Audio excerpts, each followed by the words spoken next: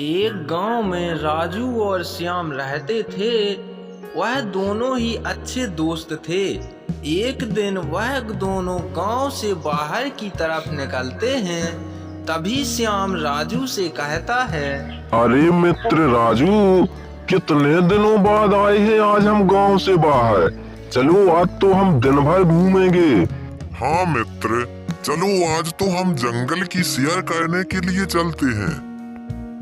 इसके बाद दोनों ही जंगल की तरफ जाने लगते हैं। लेकिन जंगल के रास्ते में ही एक बहुत बड़ी नदी बहती थी और वे दोनों उस नदी के पास पहुंच जाते हैं। मित्र रामू, देखो सामने तो कितनी बड़ी नदी है। तुम तो जानते हो कि मुझ पे तो तैरना नहीं आता है, इसीलिए अब मैं तो आगे जा नहीं सकता हूँ। अरे मित्र श्याम, तुम टेंशन मत लो, मैं कुछ ना कुछ रास्ता जरूर निकालूंगा।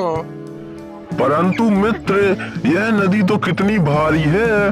अगर तुम मुझे अपने साथ ले भी जाओ तो क्या पता इसमें मगरमच्छ भी हो सकते हैं। इसीलिए हमें आगे नहीं जाना चाहिए और वापस घर लौट जाना चाहिए।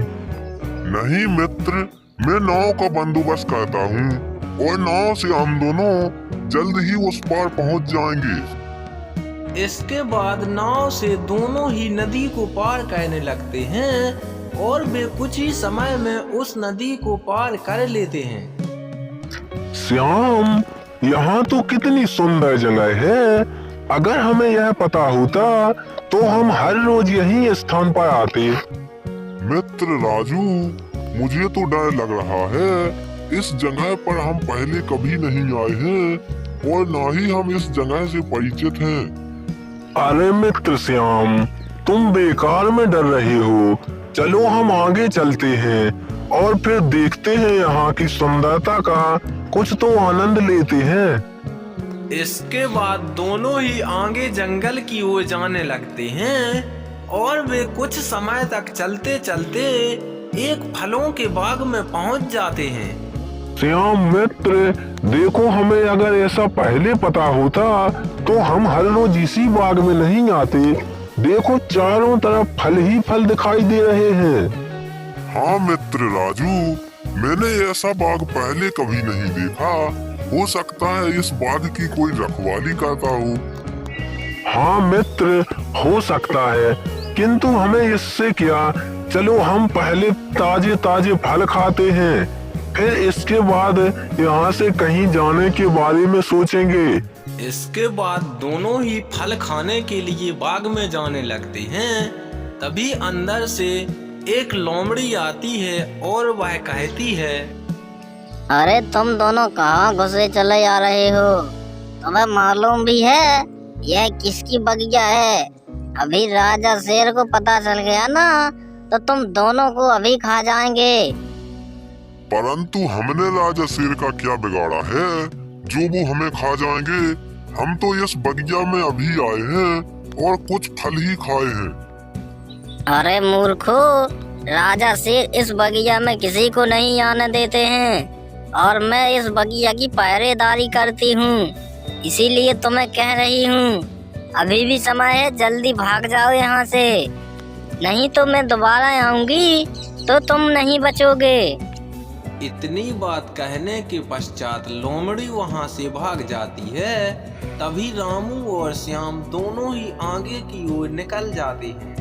तभी उन्हें सामने से एक हिरण आता हुआ दिखाई देता है और वह हिरण उनसे कहता है, अरे तुम दोनों इस बाग में क्या कर रहे हो?